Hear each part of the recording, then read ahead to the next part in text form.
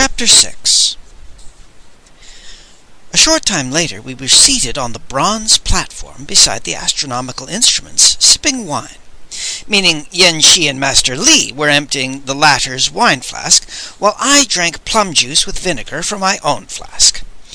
The puppeteer appeared to have insides of solid copper. Alcohol didn't seem to affect him at all, and he was getting on splendidly with Master Li, who was in an expansive mood. "Yen Shi, my friend, when you come to the island you scarcely announce your presence," Master Li said. "By any odd chance did you happen to be here 2 nights ago, about the double hour of the sheep?" "No, I was sound asleep in my house at the time," Yen Shi said. Master Li pointed in the direction of Ma Tuanlin's pavilion. "Something peculiar has been going on down there," he said. "You've heard about the vampire ghoul who caused Devil's Hands to lose his chance for the record? Well, a few hours earlier, around the double hour of the sheep, that Chi Mei was unquestionably right where I'm pointing, at one of the pavilions." The puppeteer looked where Master Li pointed, and then raised his eyes to the water of North Lake lapping at the bank beside the pavilion, and his eyes continued to lift to the opposite shore, and Peking, and the vegetable market, where the Chi Mai had fallen and died. The terrible smallpox craters deprived the puppeteer of normal facial expressions, but his right eyebrow was eloquent as it lifted toward the top of his head.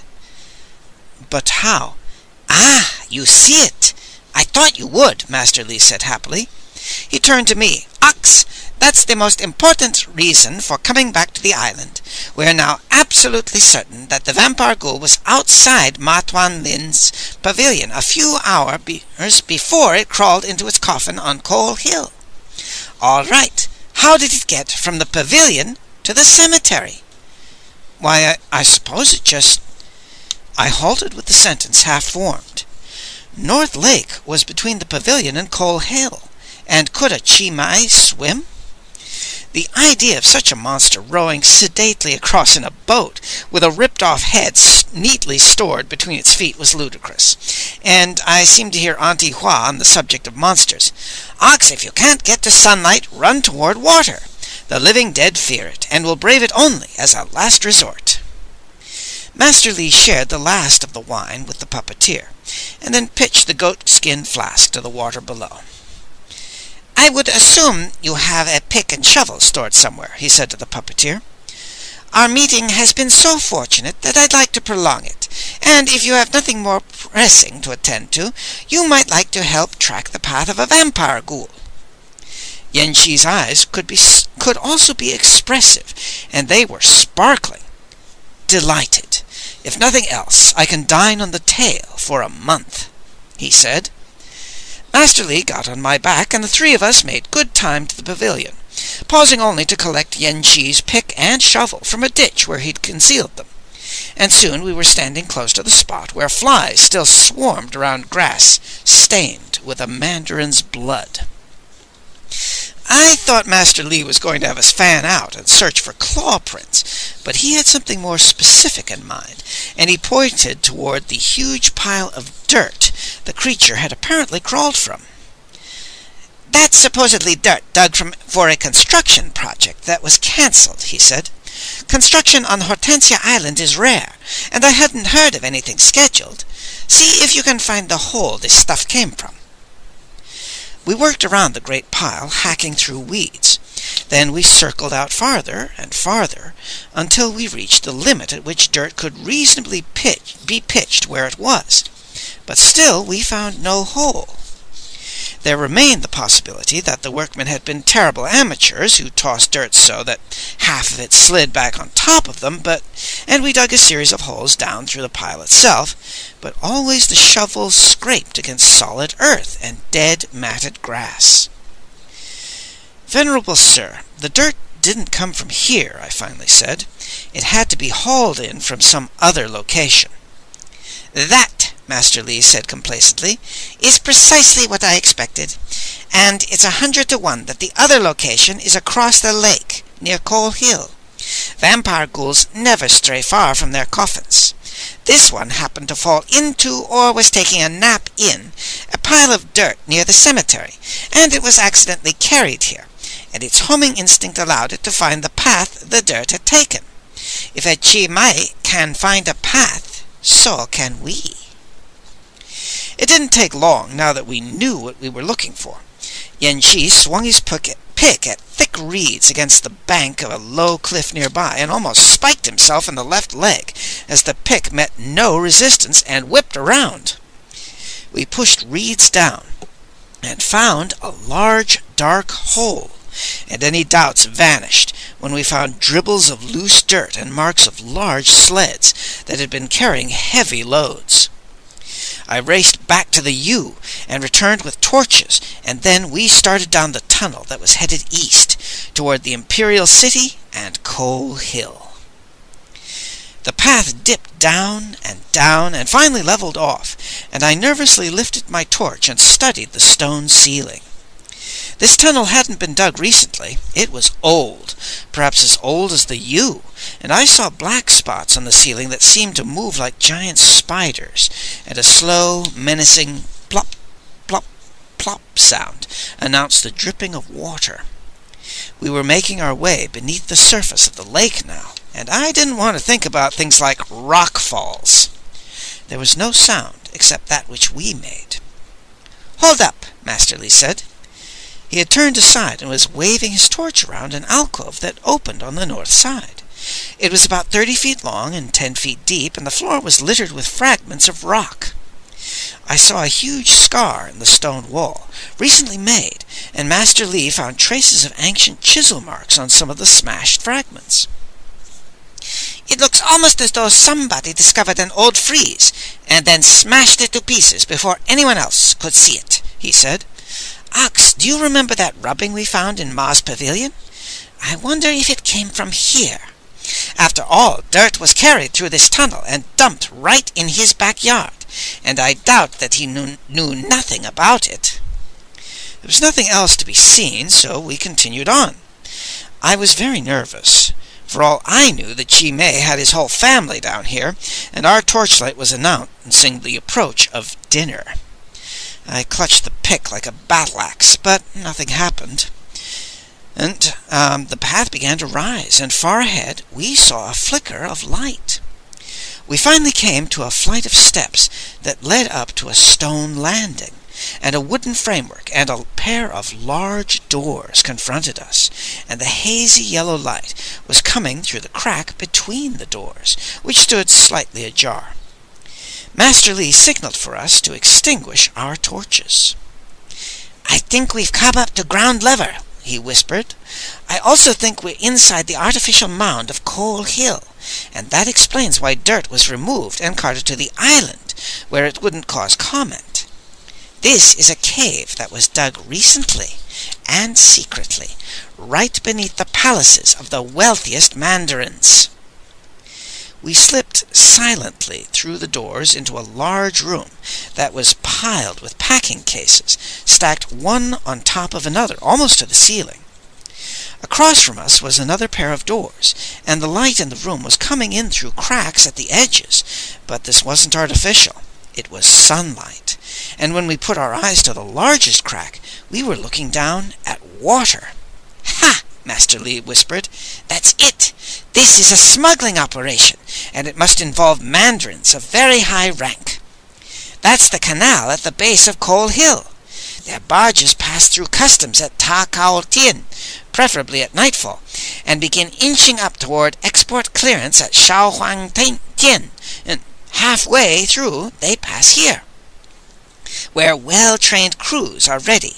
Doors are opened, cargoes are switched, and with scarcely a pause the barges proceed to export clearance, and stamps will be applied automatically, since the cargoes have just been inspected and couldn't possibly have been altered in the middle of a canal." He paused and then added, "The point has to be twofold. They pay negligible import duty on cargoes that are practically worthless, and then switch cargoes for goods that are both costly and restricted, meaning forbidden for export. If the goods are coveted by wealthy barbarians, they must be making an incredible profit." He turned from the doors, and we tiptoed toward the back of the room, where there was another door, a large single one. As we drew closer, we could hear voices, and Master Li gently shoved the door partially open. We were looking at an alchemy laboratory, where vast numbers of vials and jars were stacked on work tables, along with burners and mortars and a great number of arcane instruments. 5 people were visible. One dominated the room, even though he was the softest spoken. He was dressed in costly silks and gold-trimmed satin, and his rings and other jewelry could probably have ransomed a king or two. He was immensely fat, and moved with the peculiar dancer's grace that some bulky people possess, probably half in the viewer's imagination, because one expects ungainliness. The next 3 men obviously deferred to the fat man. Seldom have I seen more unpleasant people than those 3, who seemed closer to the world of animals than to that of men. The leader was a man who looked exactly like a wild hog, and hog I was to call him ever after. The second and third might have been brothers, sneaky, skulking, backstabbing brothers, and I dubbed them Hyena and Jackal. The fourth man had Clerk written all over him. He was on his knees, with his hands tied behind him, and a brush was stuck in his topknot, and ink stains marked his shabby tunic, and he quivered in terror as the fat man addressed him. "My agents informed me that in a wine shop you mentioned that I was soon to leave on an important mission," the fat one said softly, and I realized he had a tiny lisp that gave his voice a purring sound, like a cat. I said nothing about purpose or destination," the clerk protested. "Your Excellency, I swear "My dear fellow, I don't doubt it for a moment," the fat one purred. Why should you bother to tell what you could show?" Show? But I've shown nothing," the clerk cried. The fat man took a jeweled pillbox from a pocket and opened it. He extracted something I couldn't make out at that distance, and held it up for inspection. "No? How odd that my agent should pick this up from where you foolishly left it, right on top of your table in that wine shop," the fat man said. Hog and Hyena and Jackal leaned forward, licking their lips, and I've seen prettier sights at feeding time in the Imperial Tiger Pit. "Your Excellency, I swear I forgot I had such a thing with me," the clerk squealed. "It was only an accident, and I have been faithful and hard-working. I ask only the chance to redeem my moment of forgetful stupidity." "You shall have your chance, and it shall be more than a moment," the fat man said in his cat-purr voice. "I grant you all eternity for redemption, unless hell has other chores that take precedence." He hurled whatever he had taken from the pillbox into the clerk's face, and swiveled around and walked gracefully away, and through one last door at the rear of the laboratory. The moment he turned, the other 3 had moved forward, and the sounds of the door closing behind the fat man were drowned out by terrible screams. I don't want to go into details. The 3 were precisely as animalistic as they looked, with the addition of human ingenuity, and they took their time killing the clerk. It was horrible. At the end, they had a gory mess on the floor, and they laughed about it as they went to a storeroom to get rags to mop up. Before I knew what was happening, Master Li had slipped through the door. He sidled on tiptoe through the mess so as to avoid prints, and pushed and poked through ghastly pieces of the late clerk, and finally came up with something that made him grunt in satisfaction. He turned and tiptoed back and rejoined us, and we silently shut the door and went back into the shipping room. Master Li whispered to us to find an open case, and we split up and went through the rows of stacked boxes. From my end it was a futile endeavor. Every case I found was numbered, nailed tight, and sealed with wax symbols bearing custom stamps that certainly looked real to me, meaning the wax had melted here and slopped over the imprint there, and been chipped and broken, and at times had been stamped in a totally inappropriate spot. Real. Master Li was doing a great deal of swearing under his breath, and when I passed the puppeteer, he lifted his eyes heavenward and shrugged. Not one case was accessible, unless we wanted to leave calling cards in the form of broken seals, and finally we had to give up. Coarse, laughing voices were moving toward us. The door opened. Master Li winced and pointed, and Yen Shi and I followed the sage back towards the tunnel entrance, stooped low behind cases, moving like mice. Hog and hyena and jackal were too busy joking about the way the little clerk had screamed to notice. We could probably have walked out carrying a case, but Master Li didn't want to deal with an alarm from a careful tally clerk, and he signaled for us to keep going. We made it easily back into the tunnel, and then I sensed that Yen Shi was going to ask questions. So I put a hand on his arm and squeezed "No, no, no." In the last light before darkness closed around us, I had seen the old man's wrinkles twist into tight circles on his face, and I knew he wanted silence for thought. When we were far enough down the tunnel, and I was tired of groping, I lit a torch, and the sage made no objection. In fact, he took it from me when we reached the place where the wall of an alcove had been chipped away, and examined both the wall and the cracked fragments, swearing monotonously. Then he snapped out of his reverie and turned to the puppeteer. "Well, Yen Shi, I got you into more than anyone bargained for," he said. "At least you weren't spotted."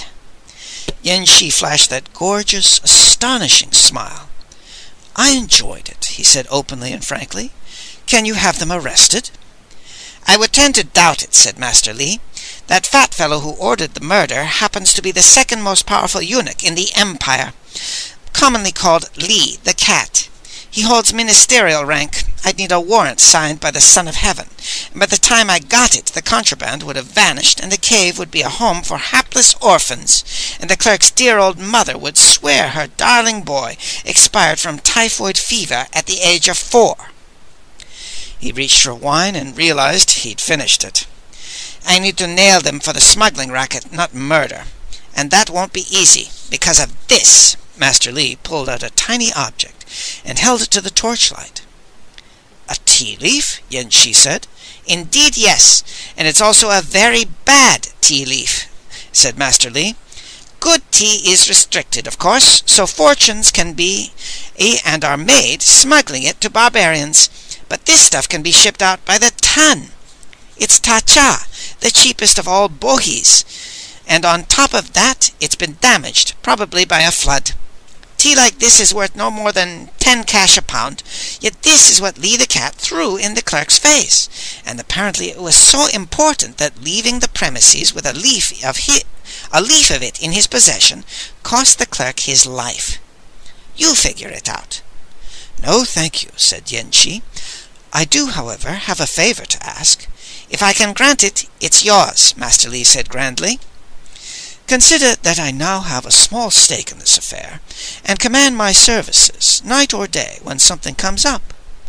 Small points of light flickered deep inside Yen Shi's eyes, dancing and glowing, and again his sunrise smile belied the ruins of his face. "One gets bored," said the puppeteer. We got back to the island, where we left Yen Shi, who had unfinished business, and I rode back to the city. Master Li still had things to do and wanted to waste no time. He had me rent a palanquin, and then we went to office after office, bureaucrat after bureaucrat, gathering a bit of information here and a trace of a rumor there, and it was long past sundown when we started home. I was starving, but Master Li had at least sated a different sort of hunger. "It's official," he said firmly. "Li the Cat has arranged to get the protection of the Wolf Regiment, and he's traveling to Yenmen in Shanxi to confer with the Grand Warden. Ox, I'd give a great deal to be a fly on the wall when they meet. That poor clerk was already condemned to death for having even hinted that Li the Cat might be going on a trip. And what's so secret about a conference with the Grand Warden of Yenmen?" I had no answers, of course. I concentrated on the rumblings of my stomach until we paid off the palanquin and walked up the narrow winding alley toward Master Li's shack to change clothes before going to dinner at One-Eyed Wong's. Again, there was a very bright moon, and old Grandmother Ming from the house next door was waiting for us. "No big monkeys!" she yelled from her window, leaning out to shake a fist. "Eh?" said Master Li. "Burglars you got, pickpockets you got, cutthroats and grain thieves and robbers come calling day and night, drunks and mushroom heads and whores and pirates and jailbirds and embezzlers. All right, all right, all right, but no big monkeys!" screamed Grandmother Ming. Master Li was standing very still. "Would this particular big monkey have a rather gaudy face?" he asked. "What kind of big monkeys would come calling on you?" the old lady howled. "No big monkeys with red noses and blue cheeks and yellow chins." I dove inside the shack, but the damage was already done. The place had been ransacked, and the mysterious old cage was gone.